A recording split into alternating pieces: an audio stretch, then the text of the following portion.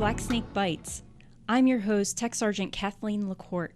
Today, I'm excited to share with you our visitor, Mr. J.P. Smith, otherwise known affectionately as J.P. the Benefits Guy. And he has so much to share with us today. He's the State Transition Assistance Advisor for the state of Indiana and the Midwest Regional Supervisor in how many states is it? 5 states. 5 states. So Indiana, Kentucky, Missouri, Tennessee, and Utah. And a national trainer. Can you explain what that is? So we have 104 transition assist advisors spread out across the country. Mm-hmm. And when they come to the onboarding, so whenever we hire them, their level of knowledge of benefits is, varied. So it's my responsibility to make sure they are up to speed on all the new changes, and they all have slightly more than an average knowledge base of each program. Okay. Your background and history, you spent 23 years active Army? Correct. Yeah, I did 23 years in the regular Army as a tank commander, also drill sergeant and recruiter, and I retired quite a while ago. I won't tell you. Retired as an E8. So you have so much background in the military yourself.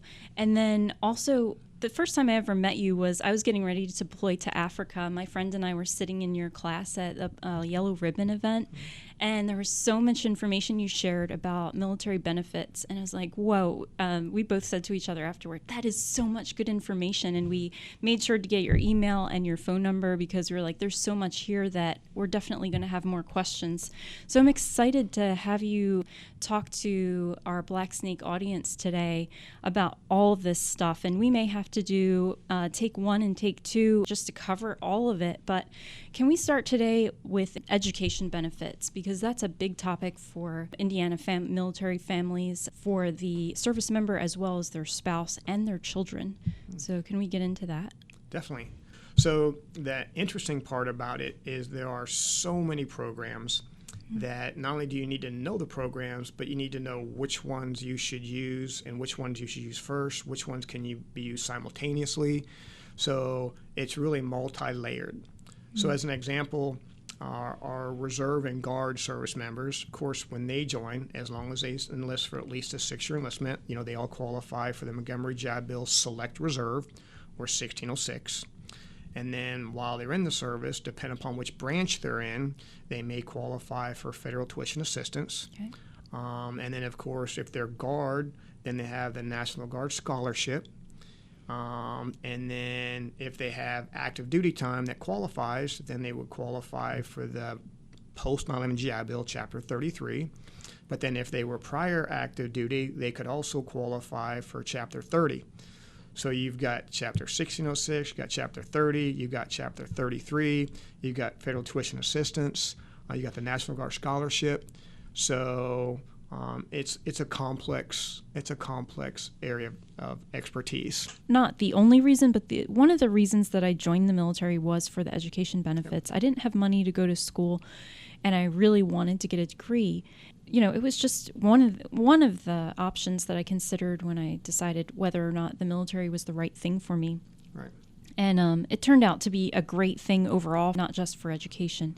But I think this is really important for people to hear that are considering the military, to understand that all of these benefits that are available, and how to also, if you're new to the military, how to plan out your career, to understand, okay, if I spend this many years in the military, if I plan to have kids in the future, like how is this going to benefit me? And you can kind of be smart about it, like you were saying at the beginning, to make judicial decisions and plan it out and say, okay, when I hit this year mark, I know this is the benefit that I will have.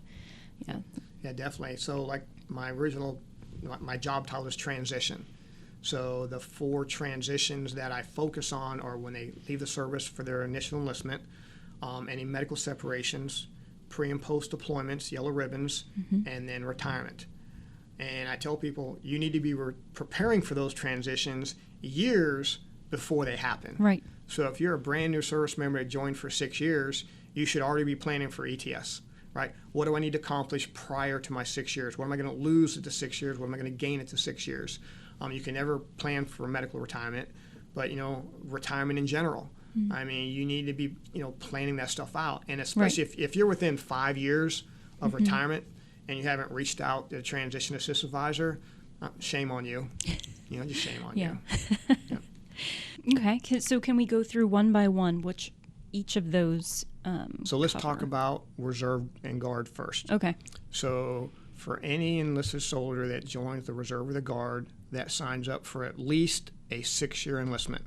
So a lot of people don't know, sometimes you can join a reserve branch and do a 3x5, a 5x3, or the standard is the 6x2, which means how many years of serving in uniform, and then if you get out, how many years you're in the inactive ready reserve. So as long as you sign up for at least the 6-year enlistment, then you're qualified for the 1606. Okay. That's the Montgomery Job Bill Select Reserve. It's very important that you use Select Reserve because all 3 of them are GI Bills. So if you don't use a proper term, you might get the wrong answer for your question. Okay. So with the Montgomery Job Bill Select Reserve Chapter 1606, it's a very simple program. It's a flat stipend that comes directly to the service member. And it's important to understand that it does not go through the school. It goes directly to service member. Up until last week, it was $481 a month. It just went up a couple percent, and I don't have that new number memorized. I think it's like $496, Okay. but don't hold me to that one. And what that means is if the student is a full-time student, which at a traditional school is 12 semester hours, and it's a full calendar month, they'll get the check for $481 a month. If they're a partial student, in other words, if they take 9 semester hours, 6 semester hours, or 3 semester hours, it's prorated. A good thing to know about the 1606 is if you don't go full-time, and let's just say you just take 6 semester hours, technically you're at a 50% student, so you're going to get 50% of the 481. But the positive side of that is you only used 50% of that month, so you only used half of one of your 36 months. And by the way, you get 36 months of benefits with that program. So 36 months of benefits, $481 a month. Every month you're a full-time student for a full month. So if the month started if you started class August 15th, of course you'd only get 50% of that benefit. Okay. And then it's very important to understand that when you get out of uniform, that benefit's done. You do not take anything with you that's not used. So it's only while you're in uniform. Okay. All right. So it's a select reserve benefit. Does that also apply to the guard? Yeah, well? so like I'm a reserve component transition assist advisor. A lot of guard members say, well, I'm not in the reserves. Well, actually, the guard is a reserve component. So one of the reserve components of the military is the guard, the Army Guard and Air Guard. So it is a reserve component. It's just a state component, Okay. which is why they call it the guard. Awesome. And then that money, it can be used for rent. Can it be used for books? For Great school? question. So that's why you need to know that it's a stipend that comes directly to the student. So regardless of how expensive or how inexpensive the school is, or if you have a full scholarship, that's totally up to your discretion. So that money can be used for whatever you choose. Okay. So the next GI Bill benefit, which I'll just hit briefly, which is Chapter 30, which is the Montgomery GI Bill. So that's the actual GI Bill, so Montgomery GI Bill.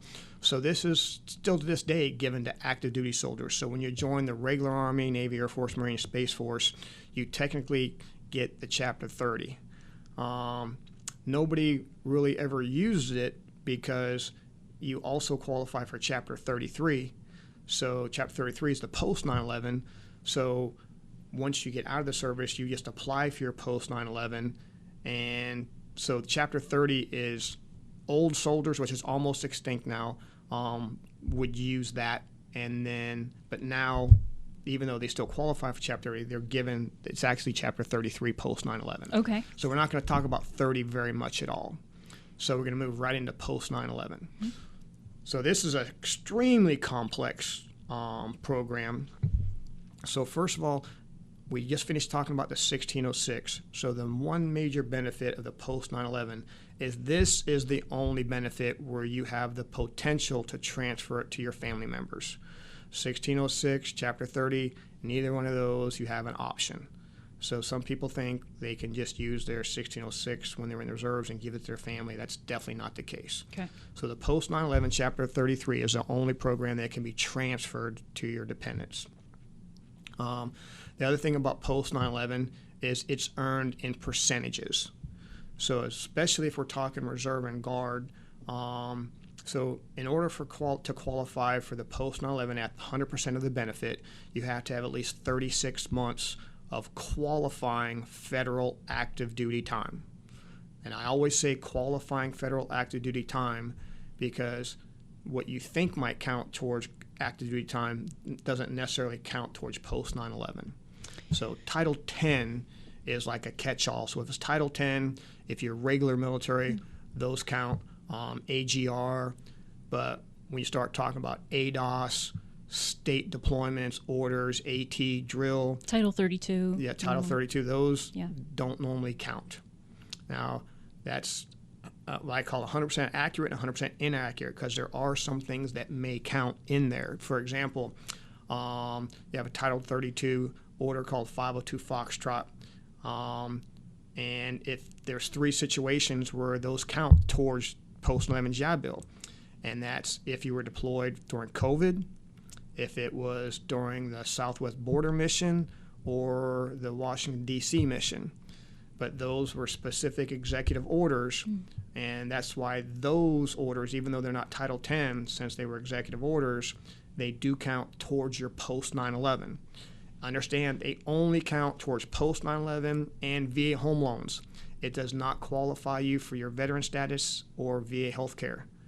So, again, it gets complicated. It is very complicated. Yeah, so you hear, well, it counts towards active duty. Well, no, it doesn't count towards active duty. It counts towards your active duty requirement for post-9/11 or VA home loans. Okay. So just so you know, those aren't Title 10 orders, but they do count towards those 2 benefits. So getting back to the 36 months, there's also 2 other ways you qualify for the 100%. Is if you have a Purple Heart, or if you were separated from the service due to a disability. In other words, if you were medical discharged and you had at least 30 days of active duty. And the reason for those 2 is you may not have 36 months of active duty, but obviously if you had a Purple Heart, you didn't have the opportunity to go 36 months. And if you were kicked out for something caused by the military discharge, it wasn't your fault. You didn't have a chance to get 36. So that's why those 2 also immediately qualify at the 100%. But other than that, the normal service members, there's a chart. So it takes at least 90 cumulative days of qualifying federal active duty to qualify for post 9/11, but you qualify at the 50% level. Okay. All right. So first, what does 50% mean? So in order for you to tell me what those mean, I first need to tell you what benefits you get at the 100% level. So at the 100% level, post-9/11 GI Bill pays 100% your tuition with a caveat. It pays up to $1,000 a school year for books, and it gives you a stipend each month equal to E5 with dependents wherever you live while you're going to school. Okay, and there's little nuances to each one of those, but that's just the general statement. So 100% tuition, up to $1,000 a year for books, and a stipend, which is equal to BH E5 with dependents from where you're living while you're going to school. So with that being said, if you do 90 days of qualifying active duty, and that's all you have, you qualify for the post 9/11. You get the full 36 months of benefits, but you only get 50% of the tuition paid, you get 50% of the book money, and you get 50% of the stipend. Some people think if I'm at 50%, I only get 18 months instead of 36 months. You get the full 36 months, but you only get 50% of the benefit. Okay? So now going through the tiers of the benefits. So 90 days is 50%. 180 days is 60%. 18 months is 70%. 24 months is 80%. 30 months is 90%. And then, like we said, the 36 months is 100%. So that's what's unique about the post 9/11 is you can earn it, but you can earn it in different percentages, which is very important because the average reserve guard member doesn't have more than 36 months of, we'll say, deployment Title 10 time. So it's very important they understand that. So that's the basic benefit. It gets complicated because when I told you it pays 100% tuition, there's a cap. And again, that cap just changed. Again, October 1st, I don't have the new number. It's right at $28,000 a year. And Okay. I'm sorry I didn't have the number memorized, yeah. but it just changed this week. So, but it's roughly $28,000 a year. So what that means is any state school, public school, is going to be under $28,000 a year. So that's pretty established. But we have service members and family members that may want to go to a Harvard, a Yale, other private schools that exceed $28,000. So it won't pay more than the $28,000. Now, what you also need to know is there's a special program called the Yellow Ribbon Program. Now, we're talking Yellow Ribbon as it associates with post 9/11. So what that program is, if you're attending a private university which exceeds that $28,000 a year, if you ask that school, are you a Yellow Ribbon institution, and they say yes, that means they've came to a contractual agreement with the VA where anything over that $28,000, the school's going to pay 50% and the VA is going to pay 50%. So technically, that student can go to a Harvard or a Yale for free. Is there a website that gives a listing of these different institutions that are part of the Yellow Ribbon? Yeah. If you just go to va.gov under education, there's comparison tools, there's lists of all the universities. Okay.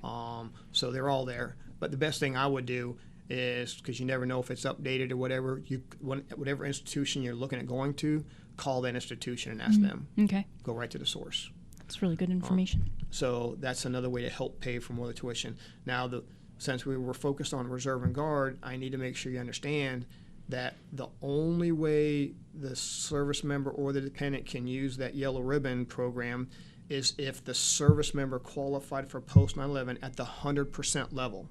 So if you're a guard or reserve member with less than 3 years of qualifying active duty and you're at like the 60, 70, 80, 90%, you do not qualify for the Yellow Ribbon program. Okay, that's an important distinction to remember. Yep. Okay. So then let's talk about we talk about the number one benefit of the post 9/11 is being able to transfer that to your dependents.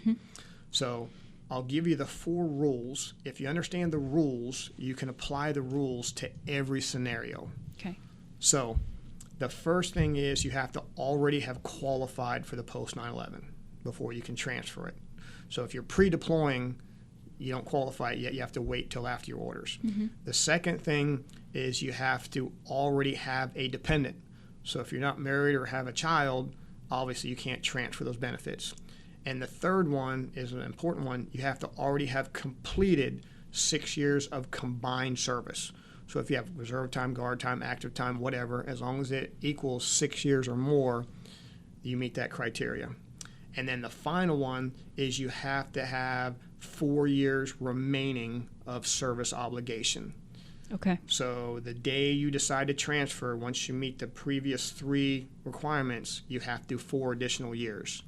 So if you're a service member, a young service member, and you know without a shadow of a doubt that you're not going to stay in past your 6, 8, 9, or even up to 10 years, you know that transferring the benefits is just not an option.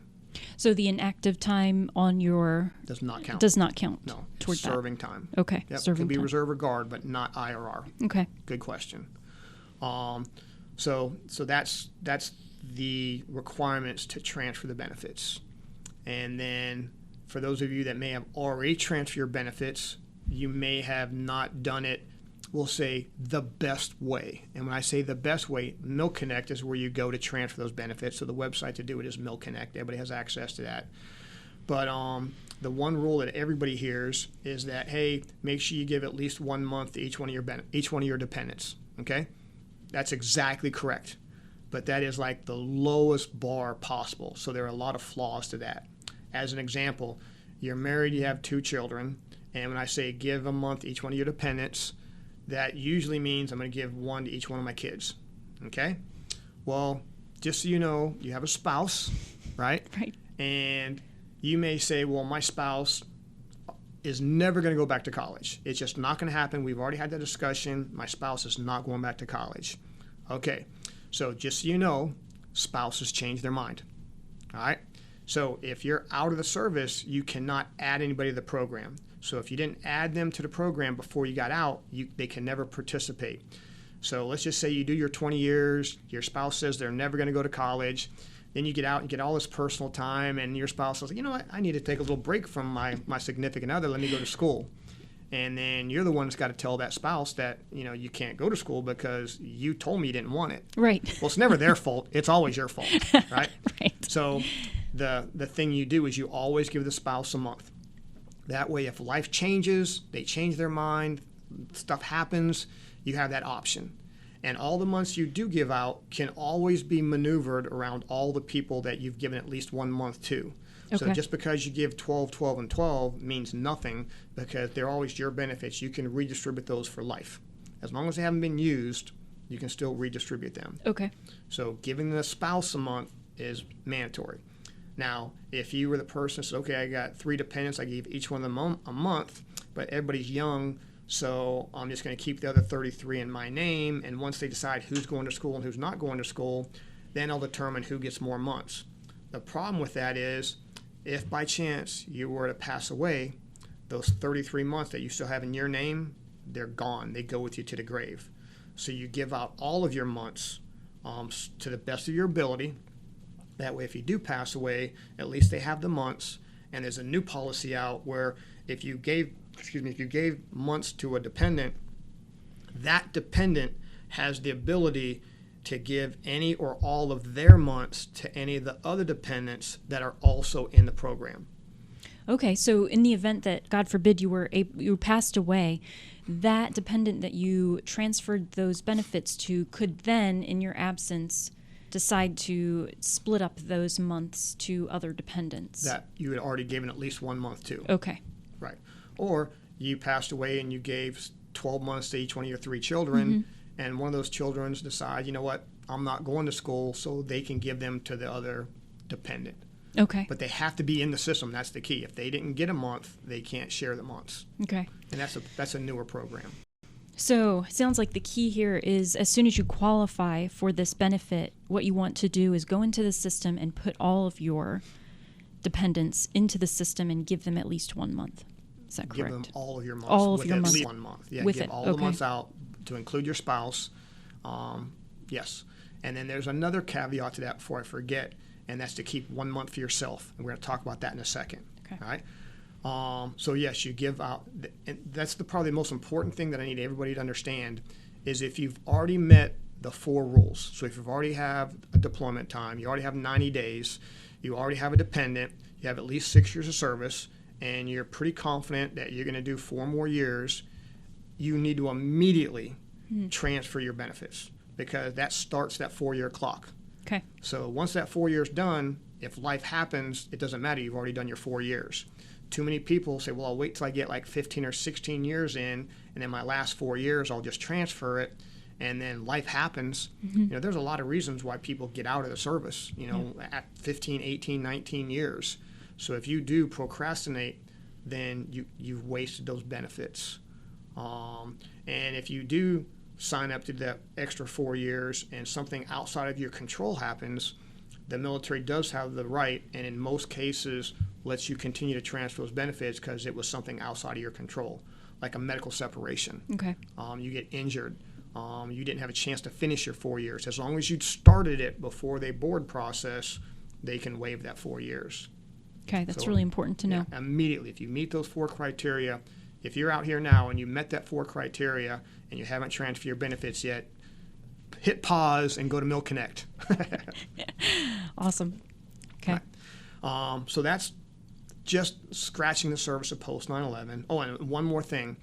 I mentioned with 1606 that if you only use a portion of that month, you only use a portion of the benefit.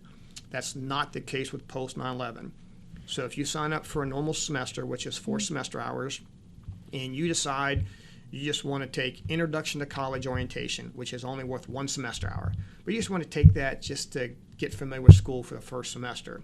You just use 4 of your 36 months benefits, and you got 1 month. You got 1 semester hour of credit. So it doesn't matter how many hours you take, you use the whole portion of that benefit.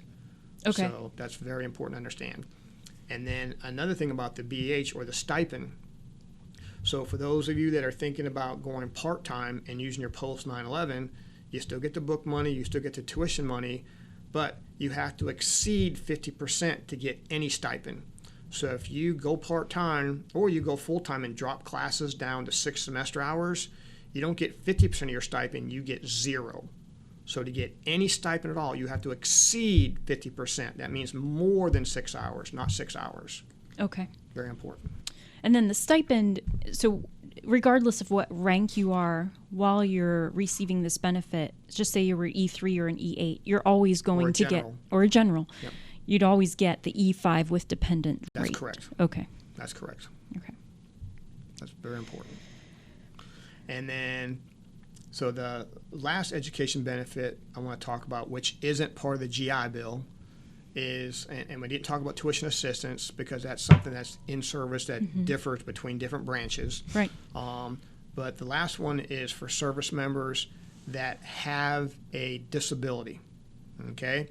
And this is for currently serving Reserve Guard members, but nobody that's on active duty. So you cannot be on active duty. So this program is called Chapter 31, Veterans Readiness and Employment, usually referred to as VR&E. So Chapter 31, VR&E, Veterans Readiness and Employment.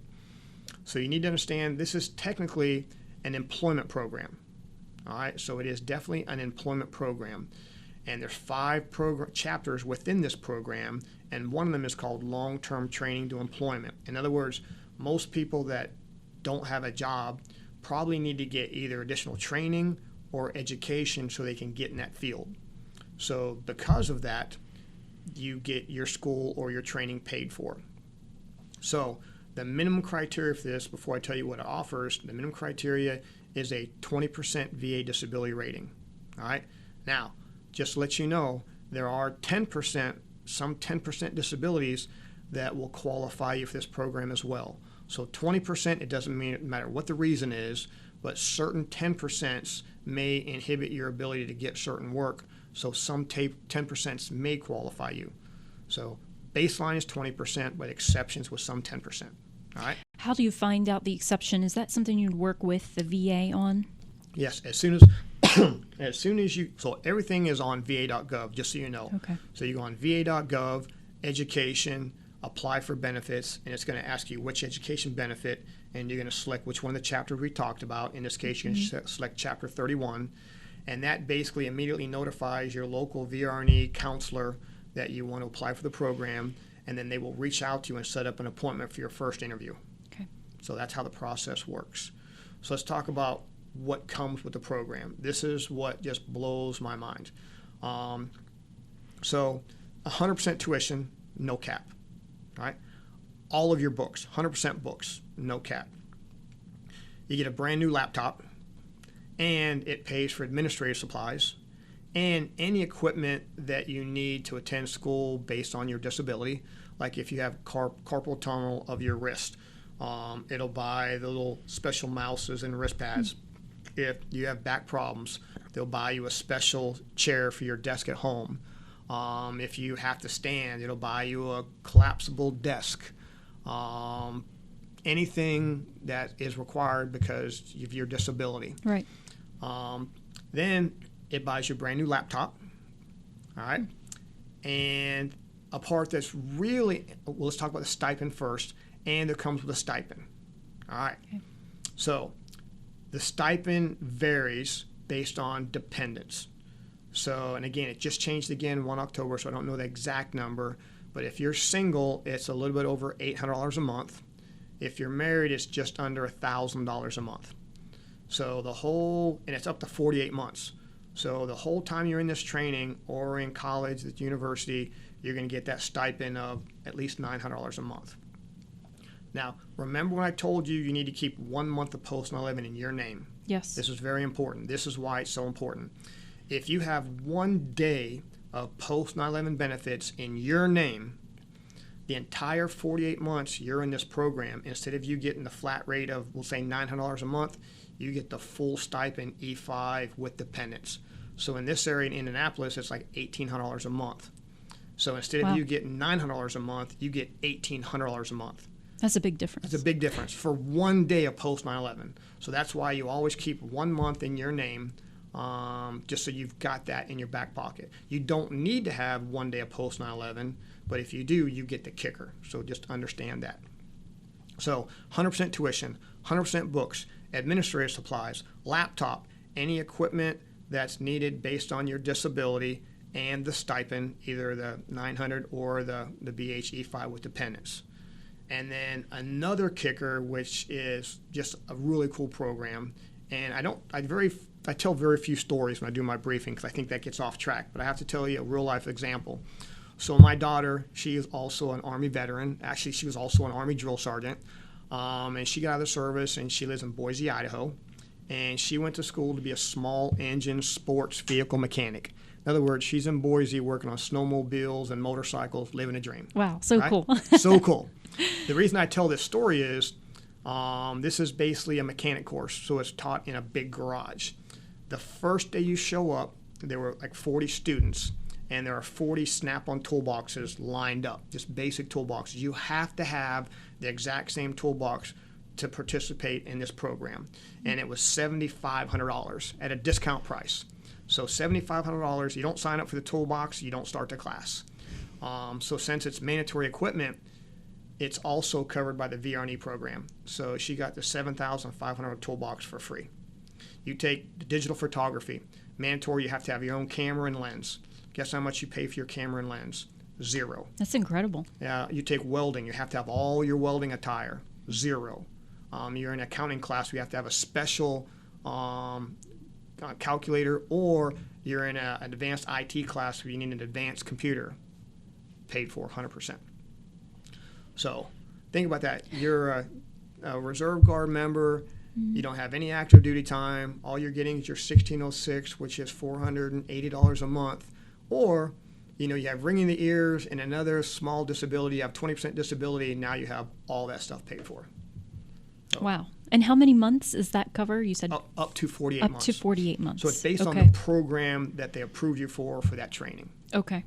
Now, the one disqualifying factor for VRNE is, so remember, it's an employment program. So that you're going to say, hey, I need a job. This is the field that I want to get into, and then they're going to have you do research to make sure it's a viable job, that it's hiring, and you make an income substantial enough to support your family. So you've got to do all this labor research and school research and employment research to make sure it's a viable job.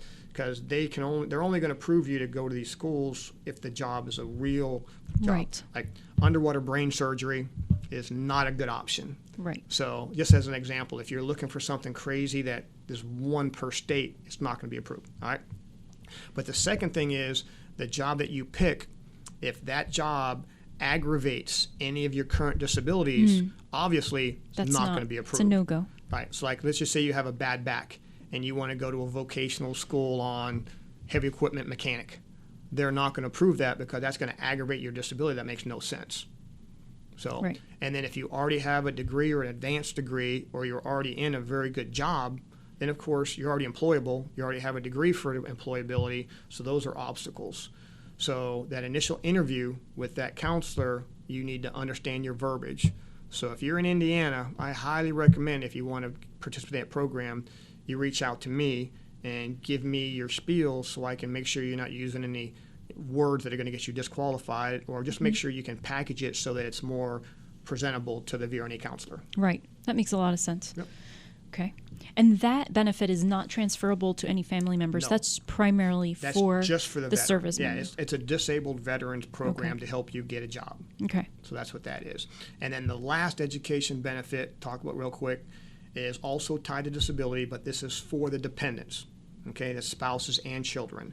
That's Chapter 35, otherwise known as DEA, which is the Survivor and Dependents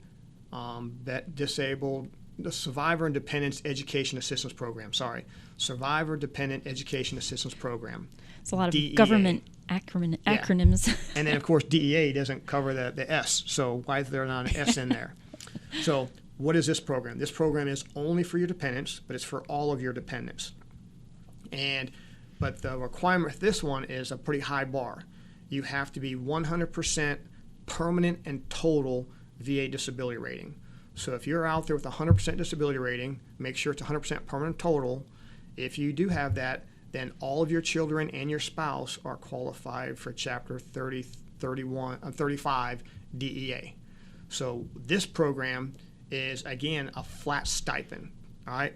Again, everything changed October 1st, but it's basically a little bit over $1,500 a month. So it's 36 months of benefits. So every month they go to school, they get a flat check for that $1,500, $1,600 a month, and it's a stipend to them, so they do with it what they please. Okay. But understand that can't be used with any of the GI Bills or the VA programs simultaneously. It can be used with state programs simultaneously, but not the VA program simultaneously. Okay. And there's a recent change where it used to be 10 years and 12 years for a spouse and 8 years for the dependent, the children. But if you received your 100% permanent total after 1 August 2023, so if your effective date for your 100% permanent total is after 1 August 2023, there are absolutely no age requirements whatsoever. So if your children are already 40 years old when you get your 100% disability, they have their whole life to use that extra 36 months of Chapter 35. So there's no time limit whatsoever. No age requirement. Okay, so prior to 2023. Prior to that, it's 8 years from graduation for your children. And if the spouse earned it based on a disability, they have 10 years. If they also can earn it based on a death, then it's 12 years. Okay. 8 years from high school graduation? 8 years from high school graduation, correct. Okay. Yep. So 8 years from high school graduation. Spouse is 10 years from the date they got the 100% permanent total, or 12 years from the date the spouse died, because you can earn this based on the service member having 100% permanent total, or if the service member dies while on active duty. Okay. Active duty. Okay. So you said this cannot be used concurrent with... Simultaneously with... Right. The other VA benefits. The other VA benefits, correct. But you could potentially stack them if necessary. Yes. So you can use them concurrently, okay, but you can't use them simultaneously. Okay. So finish your bachelor's degree with your post 9/11, the kid is post 9/11, and then use the right. Chapter 35 for their master's or their program management certifications or whatever. Okay, that makes sense. Yep. Okay. The big one that we didn't cover, though, is the state program. So this is a huge one. And I always get harassed because I don't know the official name of it. But it's the Disabled Veterans Dependent Tuition Fee. Okay. Which means if you're an Indiana resident and you have a disability, your children qualify for some type of discount. All right? So there's criteria to that. So first of all, the first thing is it depends on what year you initially entered the service, because they changed the program. All right? So if you entered the service, any service, prior to July 1st, 2011, mm-hmm. then if you have a 0% disability rating, which is an actual rating, or higher, all of your children go to Indiana Public Schools tuition free. All right? So again, prior to 1 July 2011, all you need is a 0% rating or higher, and all of your children, biological or adopted prior to the age of 18, go to Indiana Public Schools tuition free. Huge program. All right? That is huge.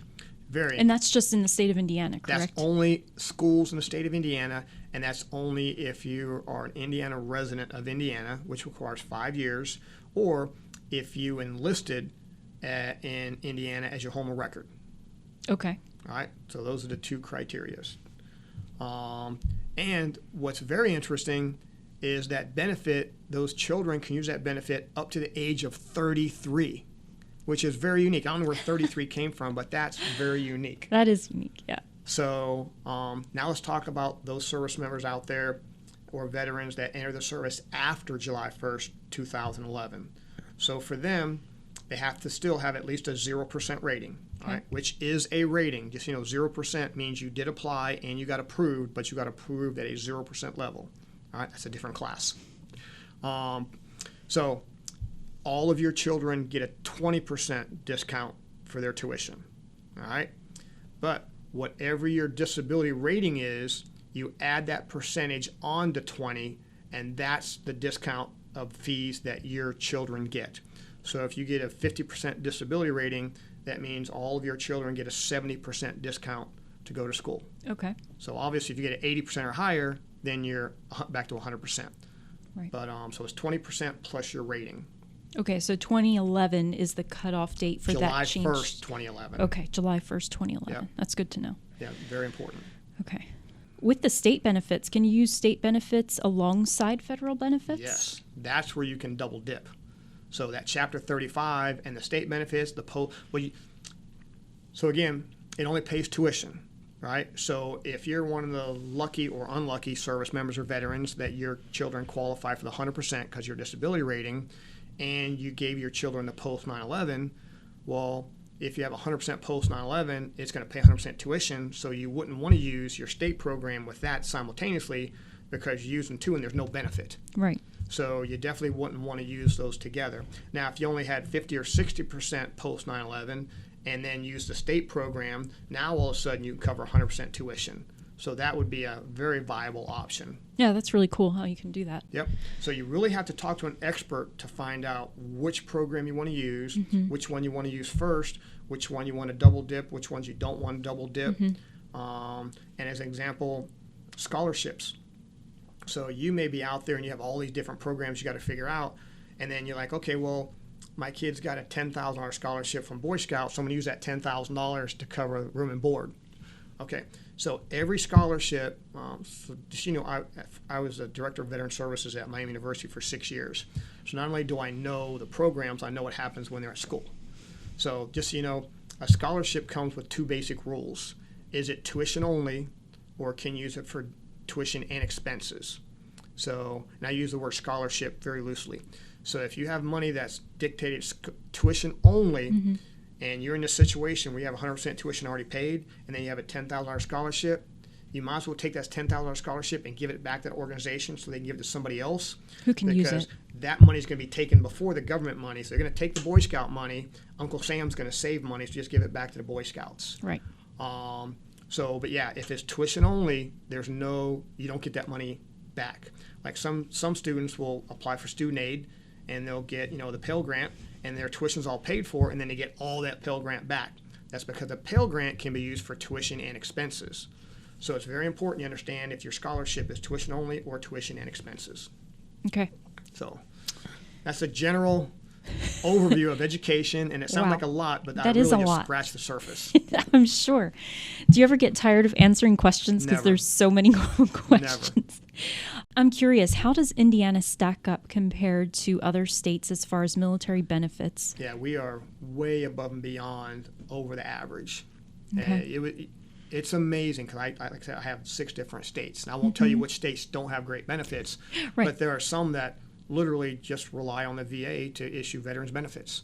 So to have these benefits, and we haven't even talked about all the other state benefits that Indiana gives. We're just talking about education benefits. Right. So yeah, you're definitely privileged. I'll say privileged to have the support for veterans in the state of Indiana, without a doubt. Yeah, because location is such a huge thing for military members when it comes to planning out your military career as well as your retirement. Yeah. So taxes, we haven't talked about taxes, property taxes, income taxes. Because the income taxes for military current members and veterans, correct, that has changed recently. Retirees. Yeah, it's not taxable. Okay. Yeah, your military income is not state taxed anymore. And that goes for active as well as Guard and Reserve. That's correct. And retired. Wow, that's a huge benefit. Huge benefit. I think there's only a few other states that have that benefit. I think there are states out there. Yeah. But yeah, it's hit and miss. It's very hit and miss. Like we just got to the point we transitioned in over years, so now we're at the 100%. For a while we didn't do it at all, and then we started doing portions of it. Now it's 100%. Okay. Yep. So Indiana is definitely at the top of the stack for military benefits. And is there anything that you'd like to see that Indiana doesn't have yet that you'd like to see us have? Well, there's some things that the veterans are doing behind the scenes every day. For example, I told you how the date changed for the July 1st, 2011, where it changed from 100% down to a discount. we're actively trying to get that rolled back. So that's just one example. Okay. Property tax. So there's a discount for property tax, but if you read the fine print, it's for property that's valued at $250,000 or less. Well, currently, most property is $250,000 or more based on property tax value. So that hasn't been changed in more than a decade. So we're trying to get that raised as well. So those are just two things that we're working on. Wow, I didn't know about that property tax. Oh yeah, deduction. property tax. Okay. Yeah. So and I don't know the verbatim, but I think the first $25,000 is non-taxable. Okay. And then if you're over 65, 100% permanent total, there's different rules to it. So if you have a VA disability rating, you definitely need to look into the property tax. We can talk about that at a different class. Okay. Yeah, if you're in Indiana and you have a question and you can't find a resource or you want to reach out to me, my work email is jsmith1. I say again, jsmith1 at GAP, GAPSI, so GAPSI, GAPSI, so Golf Alpha Papa Sierra India.com. So jsmith1 at GAPSI.com, and I'll reach out to you. And most things we can take care of on the phone. You don't have to worry about traveling down here to the Indy area to see me. We just talk on the phone or talk on email. Thanks, JP. This has been really valuable information. I really appreciate you taking the time to talk to all of us about it. Thank you. I love taking care of service members. Thank you. We'll do this again. This is the official podcast of the 122nd Fighter Wing. Views and opinions expressed do not necessarily reflect the views of the 122nd Fighter Wing, Air National Guard, or United States government. No endorsement of any person or business is ever intended.